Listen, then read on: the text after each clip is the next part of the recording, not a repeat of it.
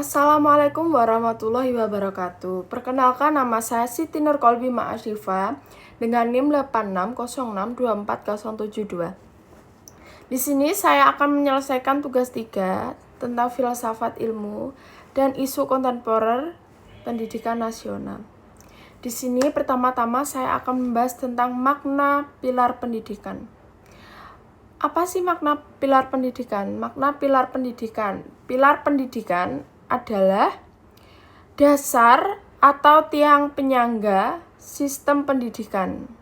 Sedangkan pilar berfungsi membentuk arah tujuan dan kualitas pendidikan.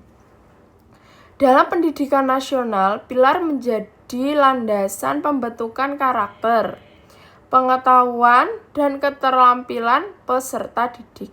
Serta pendidikan tidak hanya berfokus pada akademik, tetapi juga pembentukan nilai dan kepribadian.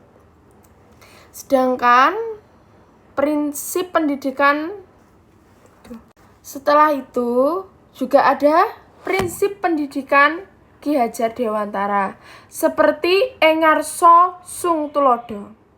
Bisa dikatakan dengan di depan memberi teladan. Kedua, ada Eng Madya Mangu Karso. Bisa dikatakan dengan di tengah membangun semangat. Dan ketiga, Tutwuri Handayani. Bisa dikatakan juga di belakang memberi dorongan dan dukungan. Dan lanjut, ada tentang relevansi di era digital. 1. Guru menjadi teladan dalam penggunaan teknologi dan etika digital. 2. Pembelajaran daring membutuhkan guru yang mampu membangun motivasi belajar. Jadi guru itu tidak hanya memberikan kayak tugas cuma kayak di-share saja, tetapi juga kayak memberi motivasi biar anak-anak itu semangat kayak daring. Kadang itu ada ya anak kayak daring itu kayak menyepelekan tugasnya karena dianggap remeh. Di HP bisa menonton Google, AI, atau macam-macam lainnya ya. Dan 3, peserta didik memerlukan pendamping dalam literasi digital. Jadi peserta didik itu harus didampingi ya guys. Seperti kayak memulai dalam belajar itu kita harus menjadi pendamping yang baik sebagai contoh guru untuk dicontoh murid kita kelak nanti. Dan 4, pendidikan karakter tetap penting di tengah perkembangan media sosial dan teknologi. Jadi kita kalau mengandalkan media sosial itu nggak cukup ya guys. Karakter itu juga sangat penting. Semisal kayak kita punya karakter baik, karakter buruk, karakter pintar, disiplin, dan lainnya. Itu sangat penting ya. Dan lanjut ada tantangan penerapan. Tantangan penerapan itu juga ada kayak penyalahgunaan teknologi dan media sosial. Contohnya kayak di era sekarang itu ada ya kayak anak di bawah umur itu udah salah dengan menggunakan media sosial. Ada yang dipakai kayak buat senang-senang, tidak belajar contohnya. Terus ada kurangnya literasi digital peserta didik. Jadi kayak kalian semisal kayak menjelaskan itu kayak semisal kalau nggak rinci, tepat, atau kurang, itu biasanya siswa itu kurang kayak memahami dan susah untuk mengerti. Dan lanjut ada menurunnya interaksi sosial secara langsung.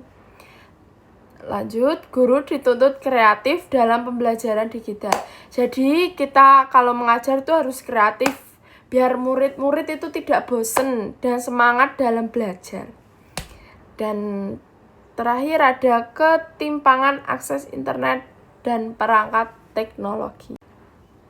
Selanjutnya ada contoh aktual. Apa sih contoh-contoh aktual? Nah, Contohnya, 1. Guru menggunakan platform pembelajaran daring seperti Google Classroom dan Zoom.